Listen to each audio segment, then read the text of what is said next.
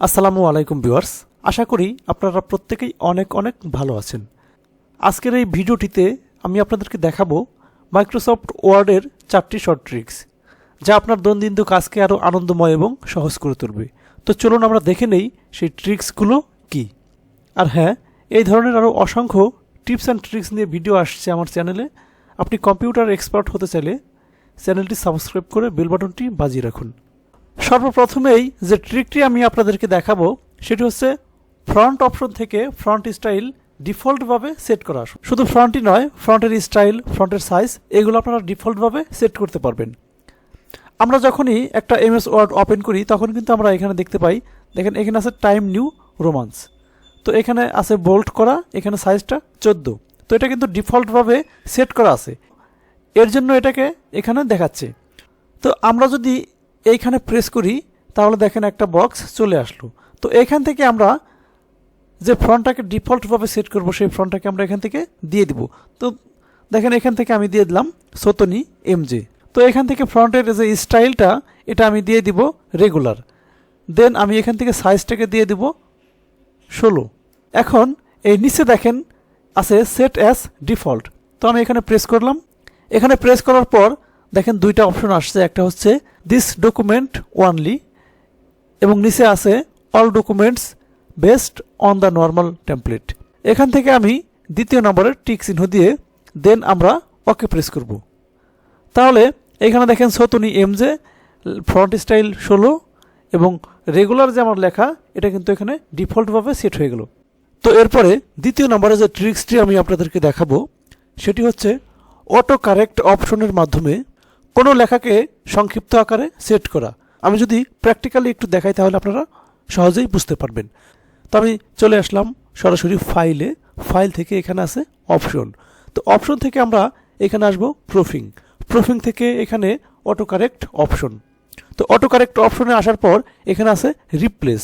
দেখেন এখানে আমি সংক্ষিপ্ত আকারে লিখে দিব SA এবং এই পাশে আমি লিখে দিব শহীম একাডেমি। দেন আমরা এটাকে অ্যাড করে ওকে বাটনে প্রেস করব। এখন আমরা এটাকে ওকে দিয়ে এখান থেকে বের হয়ে যাব। তো এখন এখানে যদি আমি শহীম একাডেমি লিখতে চাই তাহলে আমরা কি করব, SA দিয়ে যদি স্পেস অথবা ইন্টার বাটনে প্রেস করি তাহলে দেখেন এখানে অটোমেটিক কিন্তু শহীম একাডেমি এই লেখাটা চলে আসছে। এই ট্রিক্সটা আমরা ব্যবহার করব আমরা যে লেখাগুলো বারবার লিখে থাকি সেই ক্ষেত্রে। তো এরপরে আমি আপনাদেরকে যেটি দেখাবো সেটি হচ্ছে এমএস ওয়ার্ডের থিম চেঞ্জ করা। তো এর জন্য আমরা চলে যাব ফাইলে, ফাইল থেকে আবার আসবো অপশন, ওয়ার্ড অপশনে আসার পর এখানে জেনারেলে থাকা অবস্থায় আমরা নিচে চলে আসব কালার থিমস। তো এখানে আপনাদের অনেকের ক্ষেত্রে কিন্তু অফিস থিমস থাকতে পারে। তো এখান থেকে আমরা এই কালারটাকে চেঞ্জ করে দেবো। এখানে আছে ব্লু, এখান থেকে আমি ব্ল্যাক দিয়ে দিলাম। দেন আমরা ওকে বাটনে প্রেস করলাম। তাহলে দেখেন আমাদের থিমসটা কিন্তু ব্ল্যাক আকারে চেঞ্জ হয়ে গেল। এখন আমরা আবার যদি একটু ফাইলে যাই, ফাইল থেকে অপশন, অপশন থেকে আমরা আবার এখান থেকে এই ব্লু কালারটা দিয়ে দেই। দেন আমরা ওকে বাটনে প্রেস করি, দেখেন থিমসটা কিন্তু ব্লু আকারে হয়ে গেল। তো এভাবেই আমরা এমএস ওয়ার্ডের থিমস চেঞ্জ করতে পারি। তো ভিউয়ার্স, এরপরে 4 নম্বরে যে ট্রিকটি আমি আপনাদেরকে দেখাবো সেটি হচ্ছে সিম্বল টাইপ করে, কোনো সিম্বল টাইপ করে আমরা একটা লাইন বা বর্ডার নিতে পারি। আমরা শূন্য স্থান পূরণ করার সময় এরকম ডট ডট দিয়ে থাকি। তো এটা কিন্তু আমরা সিম্বলের মাধ্যমে খুবই সহজেই নিতে পারি। তো এর জন্য আমরা কি করব, আমরা যদি কিবোর্ড থেকে 3 বার স্টার বাটনে প্রেস করি, দেন আমরা এন্টার বাটনে প্রেস করি তাহলে কিন্তু দেখেন এরকম ডট ডট চলে আসলো। এরপর হচ্ছে আমরা যদি এই মাইনাস বাটনটা 3 বার প্রেস করে এন্টার বাটনে প্রেস করি তাহলে দেখেন এরকম একটা লাইন চলে আসলো। আবার যদি আমি এই দাগটা পরপর 3 বার প্রেস করে এন্টার বাটনে প্রেস করি তাহলে কিন্তু একটু মোটা আকারে এটা চলে আসলো। এরপরে আমরা যদি ইকুয়াল বাটনে 3 বার প্রেস করে এন্টার বাটনে প্রেস করি তাহলে দেখেন ডাবল লাইন চলে আসলো। এখন আমরা যদি এই চিহ্নটাকে 3 বার প্রেস করে এন্টার বাটনে প্রেস করি তাহলে দেখেন এরকম চলে আসলো।